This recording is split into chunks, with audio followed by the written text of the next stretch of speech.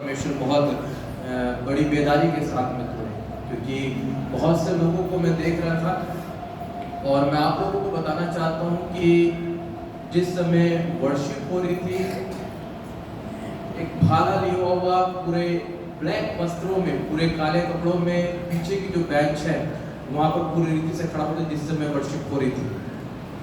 और जिस समय मैडम ने इस बात के लिए कहा कि आपने चिल्लाने की आवाज़ सुनी, कुछ उसी के समय के बाद में ये महसूस हुआ कि वो सारी की सारी चीज़ें भार हो गई। परमेश्वर इस प्रकार से अद्भुत काम करता है, सामर्थ्य काम करता है, यदि आप विश्वास करते हैं। खुदा के कलाम में मालूम है क्या लिखा हुआ है? वचन में लिखा हुआ है कि जब खुदावंद यीशु मसीह को खुदा का आत्मा उस जंगल में लेकर के गया जहां पर इब्लीस से उसकी परीक्षा हुई, और परीक्षा होने के बाद में वचन में लिखा है, मेरे साथ में पढ़िएगा, बड़ी एक खूबसूरत वो आयत वहां पर लिखी हुई है जो आज की इस शाम में मुझे और आपको समझने की आवश्यकता है कि हमने 4-5 घंटे आराधना करी, और 4-5 घंटे नहीं बल्कि 40 दिन की रोजों की इबादत करने के बाद में, खुदावंद यीशु मसीह का पुनरुत्थान दिवस को सेलिब्रेट करने के बाद में फिर से हम एक पूरे दिन की आराधना में शामिल हुए। वचन को पढ़िएगा, लूका उसका 4 अध्याय के 14 पद को पढ़िए। लूका उसका 4 अध्याय के 14 पद को पढ़िए। कलाम में लिखा है कि फिर खुदावंद यीशु मसीह आत्मा की सामर्थ से भरा हुआ गलील में लौटा। ये मेरे और आपके लिए चुनौती है, ये मेरे और आपके लिए प्रश्न है कि मैं और आप कितनी आत्मा से भर करके वापस अपने घर लौटते हैं। मैं और आप आत्मा में भर करके कितना वापस अपने गांव में लौटते हैं। मैं और आप कितनी आत्मा में भर करके अपने मोहल्ले में लौटते हैं। क्या जैसे हम आए थे घर से सुबह 10 बजे वैसे के वैसे ही हैं, या फिर कुछ बदलाव आया है ना? जैसे पादरी रंजित ने कहा, अगर जीवन में लक्ष्य है तो यहाँ पर इबादत करने का, यहाँ पर परमेश्वर की आराधना करने का, यहाँ पर परमेश्वर के लिए अपने आप को समर्पित करने का, यहाँ पर परमेश्वर की सिताइश करने का, फिर तो एक अच्छा हमारे लिए मकसद है। अगर यहाँ पर वो मकसद नहीं है कि हम पवित्र आत्मा से भरे जाएं, खुदा की रूह से भरे जाएं, तो फिर शायद मेरे और आपके लिए यहाँ पर मौजूद होना व्यर्थ है।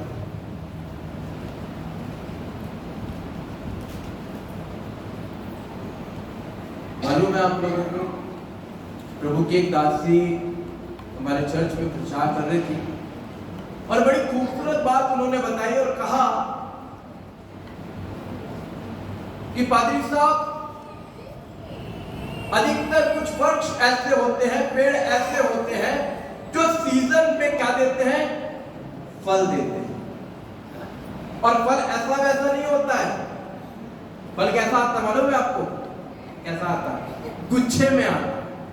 चाहे आप आम का फल देख लीजिए, चाहे अंगूरों को देख लीजिए, वो कैसे आएंगे? गुच्छों में आएंगे। क्यों? क्योंकि उनका जो है वो समय है। और शायद हो सकता है कि क्रिश्चियन लाइफ, मसीह लाइफ ऐसी हो गई है कि जब फेस्टिवल होते हैं, या फिर जब रोजों की दुआएं होती हैं, या फिर कोई ओकेशन होता है, तो वो गुच्छे में आते हैं, वो गुच्छे में दिखाई देते हैं। खुदा का आत्मा कहता है कि आप वो फल बने जो 12 के 12 महीने लगे। फलों का राजा कौन? हम केला भी बोलते हैं। ऐसे फल बनिए जो 12 के 12 महीने बने रहे।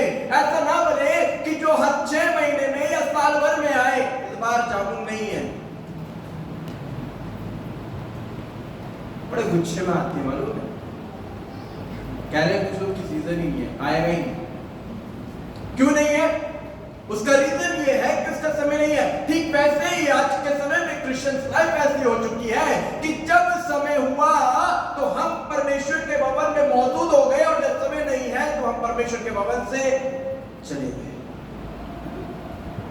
और हम सोचते हैं कि खुदावंद यीशु मसीह के साथ में हमारा साझा हो जाए, प्रभु यीशु मसीह के साथ में हमारी जो है एक अच्छी मुलाकात हो जाए। मैं एक इंसान से मुलाकात करवाना चाहूंगा जो खुदावंद यीशु मसीह के साथ में रहता था, यीशु मसीह के चेलों में से एक चेला था। खुदावंद यीशु मसीह के साथ में उठता था, बैठता था, चलता था, लेकिन खुदावंद यीशु मसीह उसके साथ में कुछ भलाई करना चाह रहे हैं, कुछ बताना चाह रहे हैं उसको, लेकिन वो इंसान समझ नहीं पा रहा। मेरे साथ में खुदा के कलाम में से एक आयत को निकालिएगा जो मिलेगी यूहन्ना रचित सुसमाचार उसका 13 अध्याय और उसके 8वें पद को पढ़िएगा जी। पतरस ने खुदावंद यीशु मसीह का, यह उस समय का जिक्र है जिस समय खुदावंद यीशु मसीह अपने शागिर्दों के पांव को धोने के लिए उठे। वो समय है जिस समय खुदावंद यीशु मसीह अंतिम भोज में थे। इसके बाद में प्रति भोज भी है, लिखा कलाम में कि अंतिम भोज में थे और खुदावंद यीशु मसीह अपने चेलों के पांव धोने के लिए उठे और खुदावंद यीशु मसीह जो है पतरस के पास में आए और पतरस ने कहा, तू मेरे पांव कभी न धोने पाएगा। तू मेरे पांव को कभी नहीं धोने पाएगा। ये सुनकर के यीशु ने उससे कहा, खुदावंद यीशु मसीह ने कहा, यदि मैं तुझे ना धोऊं, अगर पतरस मैं तुझे ना धोऊं तो मेरे तो मेरे साथ साथ तेरा कुछ भी तेरा कोई भी साझा नहीं है, मेरे साथ तेरी कोई फेलोशिप नहीं है, मेरे साथ तेरी कोई संगति नहीं है। आज खुदावंद यीशु मसीह अपनी कमर में उस अंगोछे को, उस कपड़े को बांधे हुए, उस बर्तन में पानी को अपने हाथ में लिए हुए खड़ा हुआ है और वो चाहता है कि आप जब परमेश्वर की खिदमत, परमेश्वर की सेवा या परमेश्वर के कार्य में संकलन होते हैं, जब परमेश्वर के साथ में आप मिलते हैं, तो परमेश्वर चाहता है कि पहले आप धोए जाए। वो चाहता है कि आपको धोना, वो चाहता है कि पहले पतरस को धोया जाए, पहले उसके जीवन को साफ किया जाए, शुद्ध किया जाए, ताकि वो खुदा की खिदमत में शामिल हो सके, परमेश्वर के कार्यों में शामिल हो सके। और पतरस क्या कहते हैं जी, पढ़िए। शमौन पतरस ने उससे कहा, पतरस ने उससे कहा, हे प्रभु तो मेरे पांव ही नहीं जी वरन हाथ और सिर भी धो दे। जी, पतरस की वो व्यक्ति है जिसके लिए खुदावंद यीशु मसीह कह रहे हैं कि तू क्या करेगा, तेरे ऊपर में कलीसिया स्थापित होगी, तू ऐसा होगा, तू परमेश्वर की ओर से ये सारी बातों को बोला है, लेकिन वहीं पर ही प्रभु यीशु मसीह बोल रहे हैं कि तेरा मेरे साथ में कोई साझा नहीं है, जब तक मैं तुझे धोऊंगा, जब तक मैं तुझे पवित्र ना करूं, जब तक मैं तुझे शुद्ध ना करूं। नीति वचन में कुछ लोगों के विषय में लिखा हुआ है जो इस बात को बोलते हैं कि जी हमको शुद्ध होने की आवश्यकता नहीं है, हमको पवित्र होने की आवश्यकता नहीं है, हम लोग बचपन से पवित्र हैं, बचपन से शुद्ध हैं। अभी पादरी साहब जब बात को कर रहे थे, वो इस चीज को बता रहे थे कि जी हम अपनी धार्मिकता के साथ में दूसरी की धार्मिकता का मूल्यांकन करते हैं। हम ज्यादा धर्मी हैं, हम ज्यादा अच्छे से इबादत करने वाले हैं, हम परमेश्वर की इबादत करने में गंभीरता को रखते हैं, हम परमेश्वर की इबादत को करने में बड़ी सादगी को रखते हैं, हम बहुत अच्छे से जानते हैं, हमको समझाने की आवश्यकता नहीं है कि पवित्रताएं क्या है, हमको समझाने की आवश्यकता नहीं है कि शुद्धिकरण क्या है, हमको बताने की आवश्यकता नहीं है कि कैसे परमेश्वर की आराधना करनी चाहिए, हमको बताने की आवश्यकता नहीं है कि कैसे गीतों को गाना चाहिए, हमको बताने की आवश्यकता नहीं है कि कैसे हमको प्रार्थना करना चाहिए, हमको बताने की आवश्यकता नहीं है कि हमको कैसे प्रचार करना चाहिए। नीति वचन में उन लोगों के लिए लिखा हुआ है, क्या लिखा हुआ पढ़िएगा, नीति वचन उसका 30 और उसके 12 को पढ़िएगा। नीति वचन उसका 30 अध्याय और उसके 12 को पढ़िएगा। ऐसे लोग हैं जब दृष्टि में जी जब लोग की बात आ रही है तो मालूम है वहां पर एक समुदाय को बताया जा रहा है। उर्दू में जब आप पढ़ेंगे तो वहां पर लिखा है कि एक ऐसी पुष्ट है, एक ऐसी कौम है जी। आगे क्या लिखा हुआ है, जो अपनी दृष्टि में शुद्ध है, जो अपनी दृष्टि में शुद्ध है। एक ऐसी कौम है या एक ऐसे लोग हैं, एक ऐसा समुदाय है जो अपनी दृष्टि में शुद्ध है तो भी उनका मैल वो धुले नहीं गए, लेकिन वो अपनी आंखों में अपनी दृष्टि में शुद्ध है। वो देख रहे हैं कि जो हम कर रहे हैं बहुत अच्छा कर रहे हैं, वो देख रहे हैं कि हम ज्यादा जानते हैं। राजा उजिया ने ऐसे किया। खुदा के कलाम में लिखा है कि राजा उजिया जब सामर्थ्य होता गया, राजा उजिया जब बढ़ता गया, प्रभाव फैल गई। अमोनी लोग यानी कि उसके दुश्मन, उसके शत्रु आकर के उसको सजदा कर रहे, उसको प्रणाम कर रहे, उसको भेंट दे रहे, इनाम दे रहे हैं। जब वो बहुत प्रसिद्ध हो गया, खुदा के कलाम में लिखा है कि उसका मन फूल उठा, और जब उसका मन फूल उठा तो परमेश्वर के भवन में चला गया धूप की वेदी को जलाने के लिए। खुदा के दास कहने लगे, याजक लोग कहने लगे कि ये काम तूने ठीक नहीं किया। कहता है कि नहीं, ये काम तो बिल्कुल ठीक है, ये काम तूने ठीक नहीं किया। और खुदा के कलाम में लिखा है कि उसी पल खुदा के दास, खुदा के खादिम देख रहे थे राजा उजिया को, और देखते देखते उसके माथे पे सफेद कोढ़ निकल। एक ऐसी पुष्ट है जो अपनी दृष्टि में शुद्ध है, जो कहेगी कि हम बहुत अच्छे हैं। एक ऐसी कौम है जो कहेगी कि हमको बताने की आवश्यकता नहीं है, हमको समझाने की आवश्यकता नहीं है। हम बचपन से बाइबल पढ़ते हुए आ रहे हैं, बचपन से गीतों को गाते हुए आ रहे हैं, बचपन से परमेश्वर की सताइश करते हुए आ रहे हैं, संडे स्कूल से आ रहे हैं, फिर यूथ फेलोशिप में, फिर वुमेन फेलोशिप में, और तमाम प्रकार के फेलोशिप में आकर के हम अपनी जिंदगी को बिता रहे हैं। एक ऐसी पुष्ट है जो बोलेगी कि हम शुद्ध हैं, हमारे में कोई खोट नहीं है, हमारे में कोई गलती नहीं है, हमारे में कोई कमी नहीं है, हम बहुत पाक साफ हैं। लेकिन उनके मन का मैल कोई नहीं है। लेकिन नदी तो दाऊद और शाऊल के विषय में मैं आप लोगों को बताना चाहता हूं। दाऊद और शाऊल दोनों भिन्न थे। देखिए शाऊल क्या कहता है, मेरे साथ में खुदा के कलाम में से पढ़िएगा। शाऊल क्या कहता है, पहला शमूएल उसका 15 अध्याय और उसके 19 पद से पढ़िएगा। पहला शमूएल उसका 15 अध्याय के 19 पद को पढ़िएगा। फिर तूने किस लिए यहोवा की यह बात टालकर लूट के वह काम किए जो यहोवा की दृष्टि में बुरे हैं। जी हाँ, शाऊल को समझाया जा रहा है, शमूएल के द्वारा कहा जा रहा है कि तूने ये काम किस बात के द्वारा किया कि जो लूटपाट का माल था वो तूने अपने पास में रख लिया, जो यहोवा की दृष्टि में बुरा था। परमेश्वर ने इन काम को करने के लिए मना किया था, परमेश्वर ने जो हुक्म दिया था तूने उस हुक्म को पूरा नहीं किया, बल्कि तूने क्या किया है, उस माल में से लूटपाट कर ली। हनन्याह और सफीरा को हुक्म क्या मिला? परंपरा क्या थी? परंपरा ये थी कि आपको जो है, जो भी आपकी संपत्ति है उसको बेच करके कहाँ देना है, परमेश्वर के दासों के पास में लेकर के आना है, ताकि हर एक की जरूरतों को पूरा किया जा सके। लेकिन उन्होंने क्या किया? बचा करके रख दिया जी। और आगे क्या कहता है? शाऊल क्या कहता है? शाऊल ने शमूएल से कहा, निसंदेह मैंने यहोवा की बात मानकर। तू क्या बात कर रहा है शमूएल? ऐसा नहीं है, जो बात खुदा बाप ने कही थी वही तो काम मैं कर रहा हूं। परमेश्वर ने जैसा मुझे आदेश दिया मैंने वैसे ही काम किया। लेकिन शमूएल बोलता है शाऊल से कि नहीं, जैसा परमेश्वर ने आदेश दिया तूने वैसा काम नहीं किया है। तो अपनी दृष्टि में अपने आप को शुद्ध ठहरा रहा है, पवित्र ठहरा रहा है। लेकिन ऐसा नहीं है।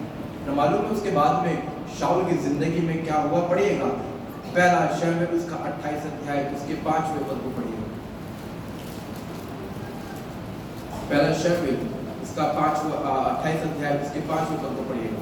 फलिश्तियों की सेना को देख करके शाऊल डर गया। जब आप गलत हो जाते हैं तब आप डरने लगते हैं, है ना? आंखें बचा बचा करके भागते हैं। आदिल साहब देख तो नहीं देंगे है? अभी रोजों की दुआओं में मैं एक जगह दुआ ले रहा था, एक जवान बेचारा जा रहा था, वो देख ही नहीं पा रहा नजर उठा करके, क्योंकि उसको मालूम है कि मैं दुआ में नहीं पहुंचा और मैं क्या कर रहा हूँ, फुटबॉल खेलने के लिए मैदान में था।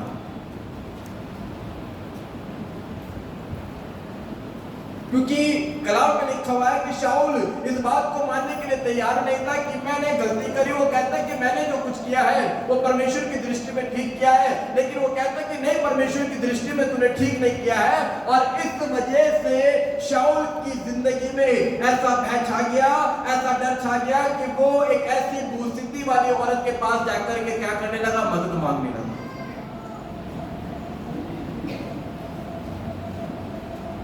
जब हमारा मन शुद्ध नहीं होता है, हम डर जाते हैं, छोटी छोटी चीजों में खौफ आ जाता है, छोटी छोटी चीजों में हम परेशान हो जाते हैं। और आगे मालूम है क्या लिखा हुआ है? लिखा है कि शाऊल डर गया और उसका मन अत्यंत भयभीत हो कांप उठा। एक और खुदा के कलाम की आयत को पढ़ेंगे दाऊद के जीवन के विषय में कि दाऊद क्या कहता है। मेरे साथ में पढ़िएगा, भजन 51 उसके दूसरे पद को पढ़िएगा। शामिल से ये शाऊल से बिल्कुल विपरीत है। शाऊल अपनी गलती को मानने के लिए तैयार नहीं है। शाऊल इस बात को मानने के लिए तैयार नहीं कि हाँ मैंने जो है गुनाह किया है। वो अपने मन को शुद्ध करने के लिए तैयार नहीं है। शामिल कह रहा है कि अभी भी तू अपने मन को शुद्ध कर ले, अभी भी तू परमेश्वर के सामने माफी मांग ले, लेकिन वो माफी मांगने के लिए तैयार नहीं है। लेकिन दाऊद क्या कहता है? ये पढ़िए, मुझे भली भांति धोकर के मेरा अधर्म दूर कर दे। यानी कि हे परमेश्वर, जो गुनाह मैंने किए हैं, जो अपराध मैंने किए हैं, तू मुझे शुद्ध कर दे। खुदावंद यीशु मसीह खड़ा है शुद्ध करने के लिए। दाऊद तैयार है। दाऊद जो है सोच रहा है, कह रहा है कि जो गुनाह हो गया, इस गुनाह से शुद्ध करने के लिए सिर्फ परमेश्वर मेरे संग और मेरे साथ में है। जी हाँ, आगे पढ़िए। और मेरा पाप छुड़ाकर मुझे शुद्ध कर। ये दाऊद की प्रार्थना थी। भजन 51 में दाऊद पूरी रीति से प्रार्थना करता है और आगे लिखा हुआ 10वें पद में कहता है कि तू नए सिरे से मेरे अंदर में जो है आत्मा को उत्पन्न कर, ताकि फिर से मैं वैसा बन जाऊं। भजन 143 में दाऊद अपने जीवन को बयान करता है। दाऊद अपने जीवन को बयान करता कहता है कि मैं अधोलोक में पड़े हुए इंसान के समान हूं, क्योंकि मैं जो हूं मैला हो चुका हूं, मैं गंदा हो चुका हूं, मैं अशुद्ध हो चुका हूं। और वो चाहता है कि परमेश्वर उसको शुद्ध कर दे। हबक्कुक में लिखा हुआ है 1 अध्याय के 13 पद में कि उसकी आंखें ऐसी शुद्ध है कि वो अशुद्धता को नहीं देख सकती। इसलिए अजीजों, खुदावंद यीशु मसीह चाहते थे कि पतरस शुद्ध हो। खुदावंद यीशु मसीह चाहते हैं कि आप और मैं शुद्ध, तब परमेश्वर के काम करें। एक इंसान से और मुलाकात करवाऊंगा।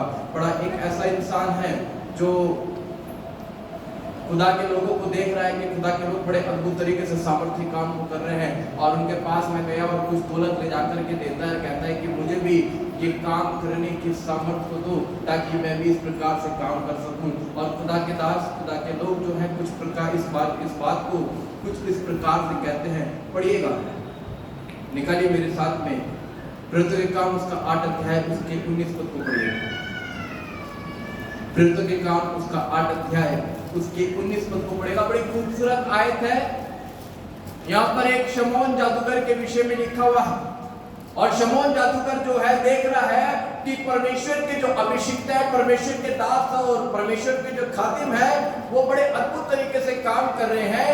लोगों को पवित्र आत्मा मिल रहा है, लोग पवित्र आत्मा को प्राप्त कर रहे हैं। ये अपनी जादूगरी की विद्या को दिखा करके लोगों को जो है खुश करने की कोशिश कर रहा है, लोगों को अपनी ओर आकर्षित करने की कोशिश कर रहा है। वो सोच रहा है कि शायद ये जो पवित्र आत्मा लोगों को दिया जा रहा है, अगर ऐसा मैं भी करने लगूं तो मेरी अच्छी इनकम हो जाएगी।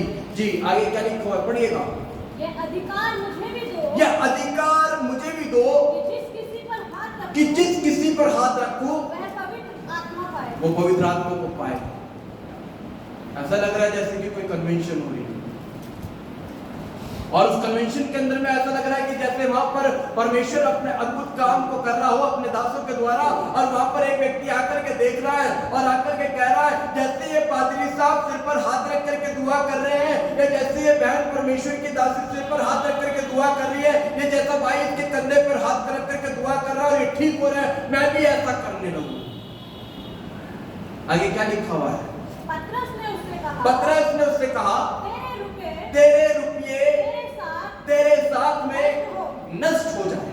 आगे, क्योंकि तूने परमेश्वर का दान रुपयों से मोल लेने का विचार किया है।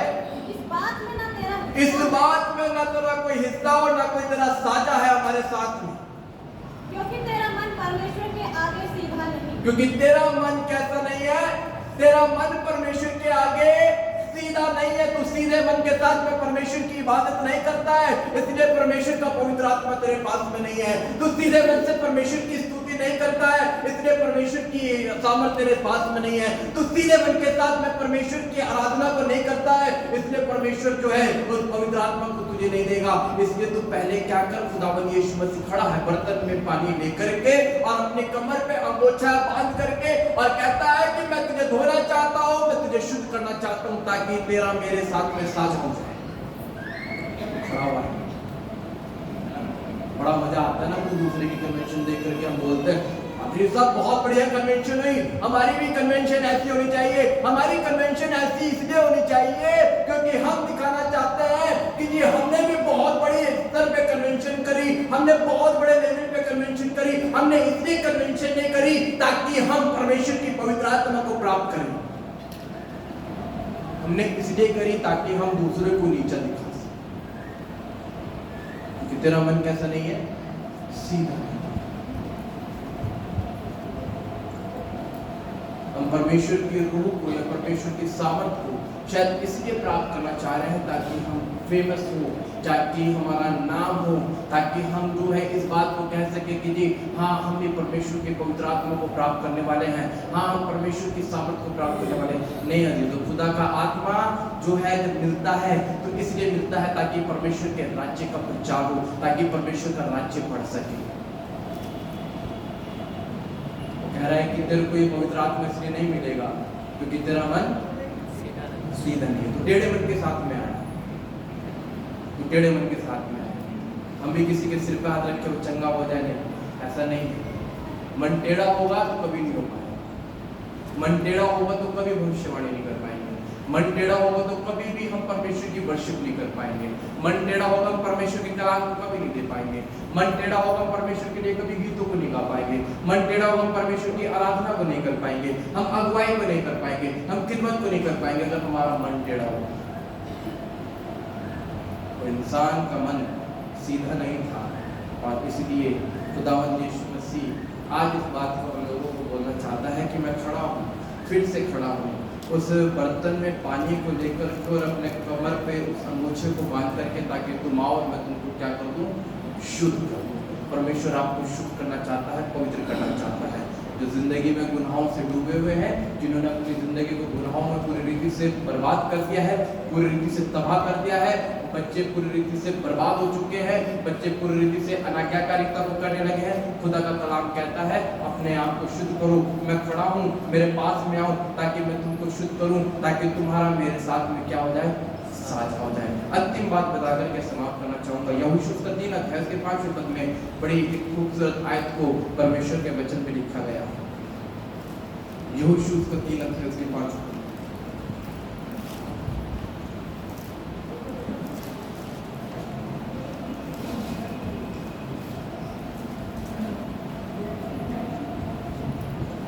यहोशू का 3 अध्याय 5वें पद। फिर यहोशू ने प्रजा के लोगों से कहा तुम अपने आप को पवित्र करोगे तो तुम इस दरिया को पार कर पाओगे। जब तक तुम अपने आप को पवित्र नहीं करोगे, इस समुद्र को, इस दरिया को पार नहीं कर पाओगे। यदि आप चाहते हैं कि आपके घर में आपके पति पत्नी के बीच का दरिया पार हो जाए, आपके बच्चों के बीच का दरिया पार हो जाए, तो उसके लिए अपने आप को शुद्ध करने की आवश्यकता है, पवित्र करने की आवश्यकता है। आप चाहते हैं कि आपके जो बीमारी का दरिया बना हुआ है, जो बेरोजगारी का दरिया बना हुआ है, जो परेशानियों का दरिया बना हुआ है, मुसीबतों का दरिया बना हुआ है, उसको पार करने के लिए अपने आप को पवित्र और शुद्ध करने की आवश्यकता है ताकि हम उस दरिया को पार कर सके। मालूम है खुदा के कलाम में लिखा है, प्रकाशित वाक्य में लिखा हुआ है उसके 7 अध्याय के 14 पद में कि मैं उन लोगों को देख रहा हूँ जिन्होंने अपने आप को मेमने के लहू से शुद्ध किया है। परमेश्वर के सिंहासन के सामने सिर्फ वो खड़े होंगे जिन्होंने मेमने अर्थात खुदावंद यीशु मसीह के रक्त से अपने आप को शुद्ध किया है, पवित्र किया है। परमेश्वर इस वचन के द्वारा हम सबको आशीष करें। आमीन। आइए खुदा